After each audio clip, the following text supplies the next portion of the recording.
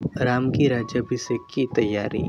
दूसरे दिन राजा दशरथ के दरबार में सभी देशों के राजा लोग उपस्थित थे। सभी को संबोधित करते हुए दशरथ ने कहा, हे नृपगण, मैं अपनी और अयोध्या वासियों की ओर से आप सभी का हार्दिक स्वागत करता हूँ। आपको ज्ञात ही है कि अयोध्या नगरी में अनेक पीढ़ियों से इक्ष्वाकु वंश का शासन चलता आ रहा है। इस परंपरा को निर्वाह करते हुए मैं अब अयोध्या का शासन भार अपने सभी प्रकार से योग्य वीर, पराक्रमी, मेधावी, धर्मपरायण और नीति निपुण ज्येष्ठ पुत्र राम को सौंपना चाहता हूँ। अपने शासन काल में मैंने अपने प्रजा को हर प्रकार से सुखी और संपन्न बनाने का प्रयास किया है। अब मैं वृद्ध हो गया हूँ और इसी कारण से मैं प्रजा के कल्याण के लिए अधिक सक्रिय रूप से कार्य करने में स्वयं को असमर्थ पा रहा हूँ। मुझे विश्वास है कि राम अपने कौशल और बुद्धिमत्ता से प्रजा को मुझसे भी अधिक सुखी रख सकेगा। अपने इस विचार को कार्यान्वित करने के लिए मैंने राज्य के ब्राह्मणों, विद्वानों एवं नीतिज्ञों से अनुमति ले ली है। वे सभी मेरे इस विचार से सहमत हैं और उन्हें विश्वास है कि राम शत्रुओं के आक्रमणों से भी देश की रक्षा करने में सक्षम है। राम में राजस्व के सभी गुण विद्यमान हैं। उनकी दृष्टि में राम अयोध्या का ही नहीं वरन तीनों लोगों का राजा बनने की भी योग्यता रखता है। इस राज्य के लिए आप लोगों की सम्मति भी अत्यंत महत्वपूर्ण है। अतः आप लोग इस विषय में अपनी सम्मति प्रदान करें। महाराज दशरथ के इस प्रकार कहने पर वहां पर उपस्थित सभी राजाओं ने प्रसन्नतापूर्वक राम के राजतिलक के लिए अपनी सम्मति दे दी। राजा दशरथ ने कहा, आप लोगों की सम्मति पाकर मैं अत्यंत प्रसन्न हूँ, क्योंकि चैत्र मास जो सब मासों में श्रेष्ठ मधु मास कहलाता है चल रहा है। कल ही राम के राजतिलक के उत्सव का आयोजन किया जाए। मैं मुनिश्रेष्ठ वशिष्ठ जी से प्रार्थना करता हूँ कि वे राम के राजतिलक की तैयारी का प्रबंध करें।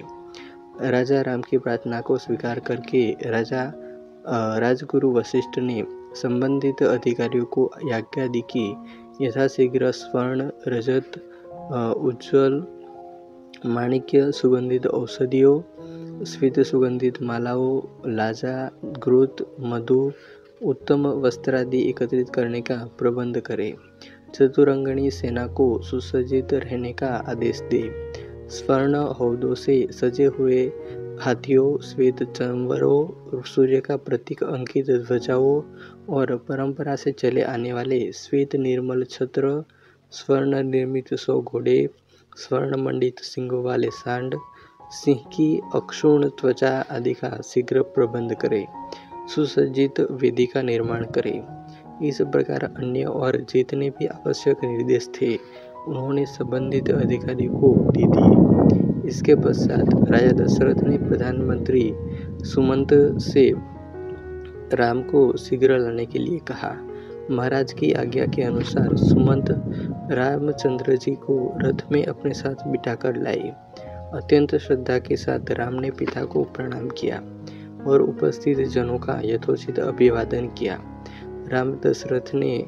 राजा दशरथ ने राम को अपने निकट बिठाया और मुस्कुराते हुए कहा, हे राम, तुम्हारे गुणों से समस्त प्रजाजन प्रसन्न है, इसलिए मैंने निश्चय किया है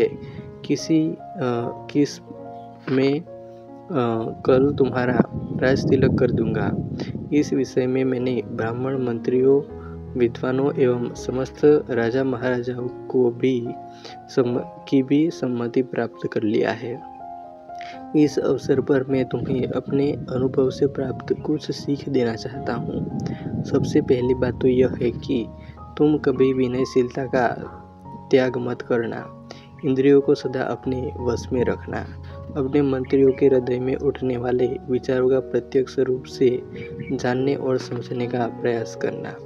प्रजा को सदैव संतुष्ट और सुखी रखने का प्रयास करना।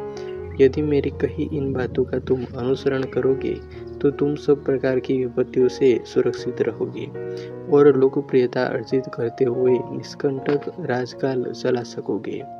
यह सिद्धांत की बात है कि जो राजा अपनी प्रजा को प्रसन्न और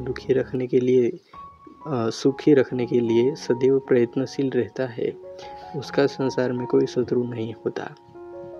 यदि कोई व्यक्ति स्वार्थवश उसका अनिष्ट करना भी चाहे तो भी वह अपने उद्देश्य में सफलता नहीं प्राप्त कर सकता, क्योंकि ऐसे राजा को अपनी प्रजा एवं मित्रों का हार्दिक समर्थन प्राप्त होता है।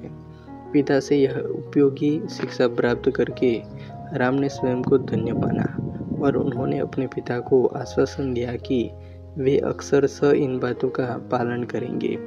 दास दासियों ने राजा के मुख से राम का राज तिलक करने की बात सुनी तो वे प्रसन्नता से उछलते हुए महारानी कौशल्या के पास जाकर उन्हें यह शुभ संवाद सुनाया, जिसे सुनकर उनका रोम रोम पुलकित हो गया।